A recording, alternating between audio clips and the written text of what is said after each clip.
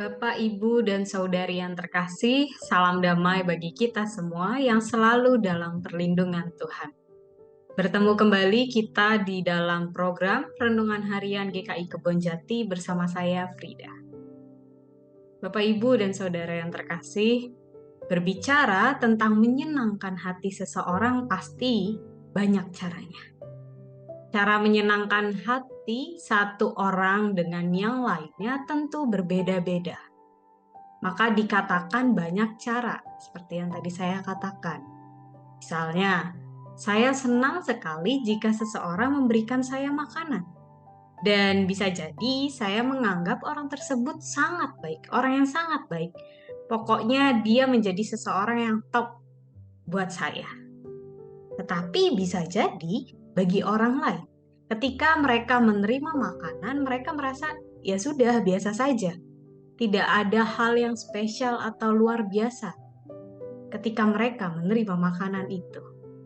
Maka kita bisa mengatakan bahwa kita perlu mengenal dekat dengan seseorang untuk bisa menyenangkan hati mereka.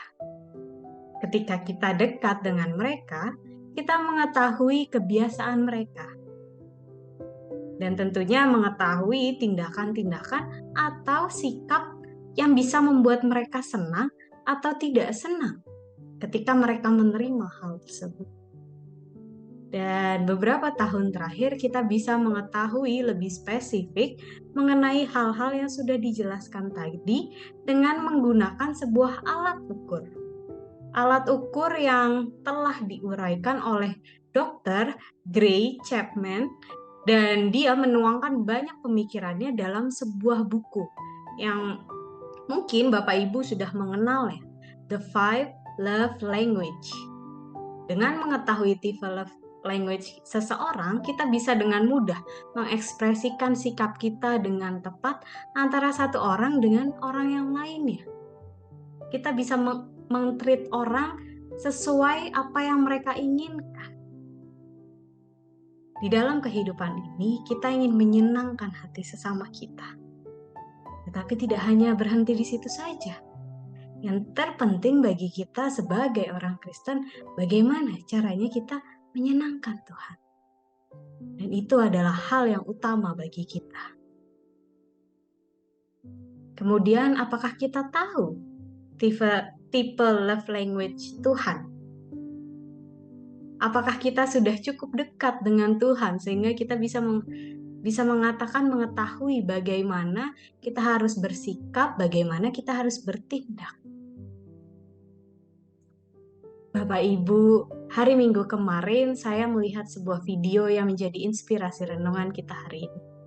Dalam video singkat itu dikatakan love language yang dimiliki Tuhan adalah obedience atau taat. Kita tahu pasti bahwa Tuhan memang tidak memiliki love language tertentu. Tapi perumpamaan atau kisah yang tadi cukup menarik dan penting buat kita. Dan tentunya mengingatkan kita. Dengan memiliki sikap hidup dan cara bertindak dengan menaati perintah Tuhan, kita bisa tahu cara yang tepat yang bisa kita lakukan untuk menyenangkan Tuhan. Dengan obedience atau taat, kita bisa semakin dekat dan memiliki hubungan intim dengan Tuhan.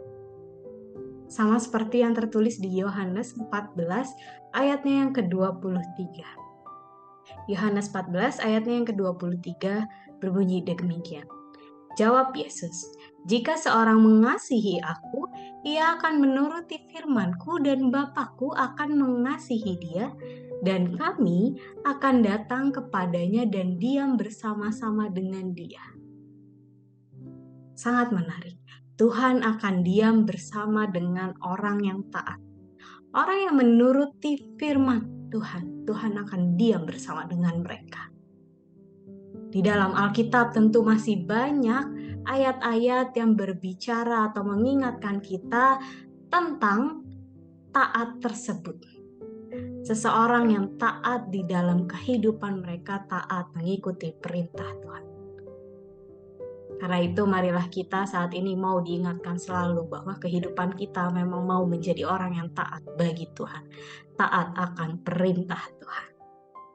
Selamat belajar taat di dalam kehidupan sehari-hari Bapak, Ibu, dan saudara-saudari. Tuhan Yesus memberkati kita semua. Amin.